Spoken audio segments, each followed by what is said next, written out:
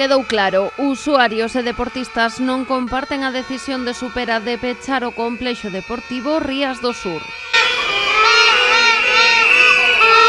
Onte protestaron no centro de Pontevedra ás portas do ximnasio que a empresa ten na rúa Blanco Porto. Xa o pasado 11 de marzo Supera decidía o peche da piscina olímpica por, aseguraron, os inasumibles custos enerxéticos que tiñan que afrontar. Un día para outro te deixan sin opcións, logo tamén, polo que nos contan desde a Fundación, as posturas de cara á negociación con eles pois son moi inda por riba de non estar cumprindo co seu contrato, inda exixen indemnizacións, pois non se entende moito a postura da concesionaria neste caso, vamos. A medida deixou unha estacada a centos de deportistas que empregaban esta piscina, case única en Galicia. Agora adestran de prestado. 500 deportistas sin poder entrenar, estamos viendo piscinas en Marín, donde nos están dando.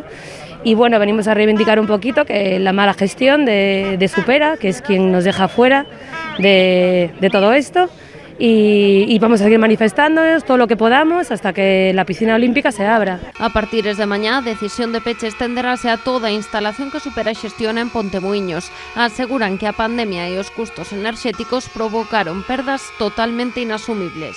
No se entiende porque es una empresa que considero que no identifica para nada ni representa al deporte, porque como digo, no es posible que alguien cierre una instalación como esta, en donde entrenamos deportistas internacionales, nacionales, el deporte de base que da cabida a tanta gente en Pontevedra, y las formas, esto no es de ahora, es de hace muchos años, es una dejadez por parte de la empresa, incumplimiento de contratos, es que no hay por dónde cogerlo.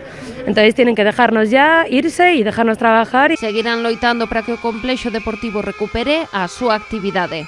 En plena temporada de campeonatos galegos, preparando competicións nacionais, si esta situación se mantén moito tempo, a preparación non pode ser adecuada nin a óptima para afrontar as competicións. Mentres, a Fundación Rías do Sur e o propio Concello de Pontevedra colaboran na procura dunha solución que permita reabrir a instalación deportiva.